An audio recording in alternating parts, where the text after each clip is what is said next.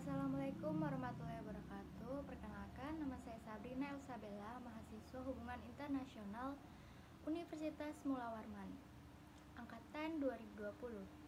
Di video part 5 kali ini saya akan menjelaskan hasil final statement dari siapakah yang menciptakan dosa.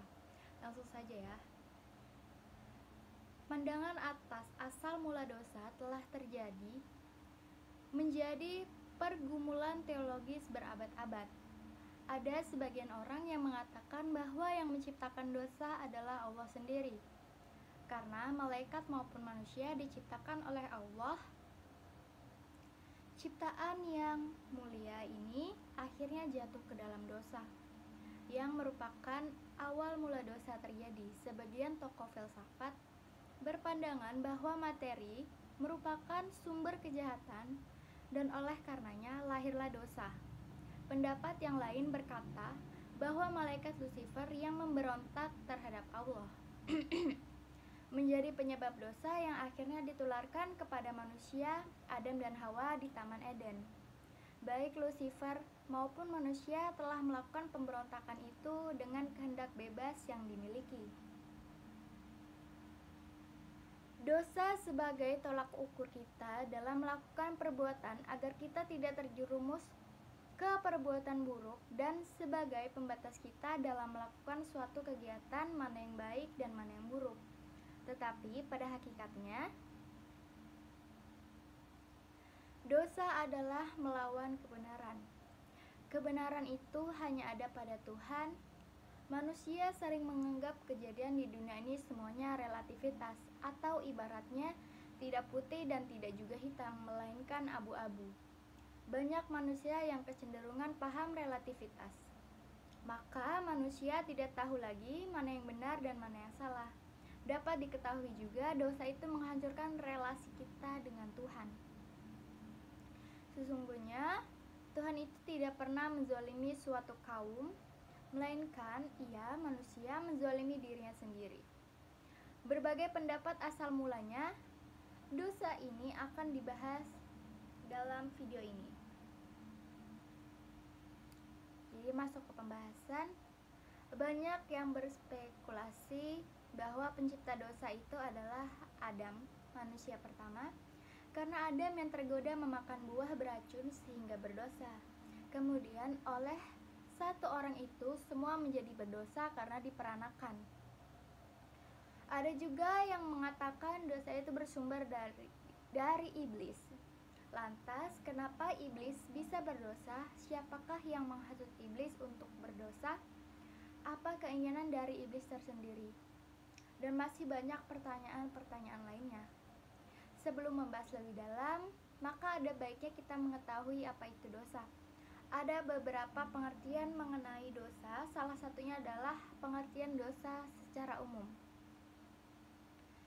Agar lebih universal, di sini saya memakai istilah Tuhan agar bisa masuk kepada kepercayaan monoteistik ataupun yang bukan. Secara umum, dosa dapat diartikan sebagai suatu tindakan-tindakan manusia yang melanggar perintah, norma-norma, dan aturan-aturan Tuhan dalam segala aspek kehidupan, baik yang berhubungan dengan kehidupan dunia, terutama yang berkaitan dengan norma-norma teologis, moral, dan sebagainya. Bagaimanapun, bentuk dosa tersebut sangat berimplikasi dengan rusaknya hubungan atau relasi antara manusia dengan Tuhannya maupun manusia dengan sesamanya. Kemudian, dosa juga dapat dipandang sebagai sebuah perbuatan yang tidak sesuai dengan kehendak Tuhan, baik melalui pikiran-pikiran, perkataan, perilaku maupun perbuatan dan tindakan manusia. Asal mula dosa menurut Plotinus. Plotinus adalah seorang filsuf yang hidup antara tahun 235 sampai 270 Masehi. Ia lahir di Mesir pada usia 40 tahun. Ia tiba di Roma untuk mendirikan suatu sekolah filsafat di sana. Seluruh sistem filsafat Plotinus berkaisar pada konsep kesatuan, yakni semua makhluk yang ada bersama-sama merupakan keseluruhan tersusun sebagai hierarki.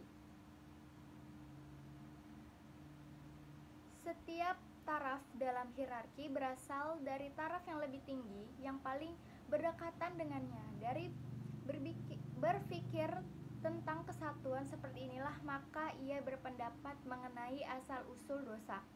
Dari yang satu dikeluarkan akal budi. Dari akal budi berasalah jiwa dunia.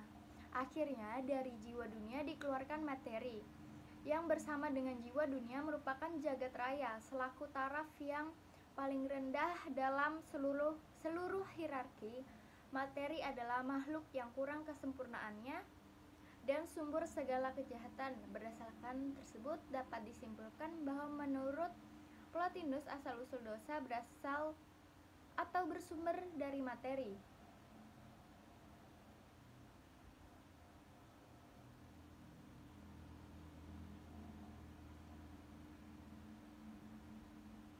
Ada juga yang mengatakan bahwa pada saat malaikat ini tidak berpusat kepada Allah melainkan pada dirinya sendiri, pada saat itu malaikat tersebut jatuh ke dalam dosa dan menjadi iblis.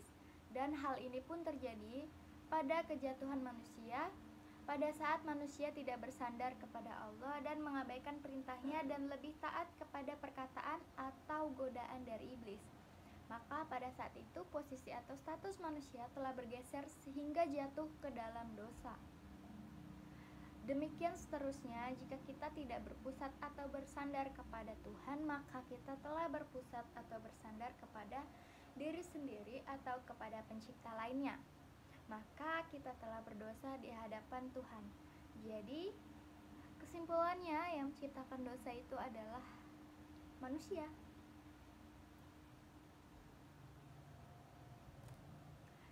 Terima kasih. Assalamualaikum warahmatullahi wabarakatuh.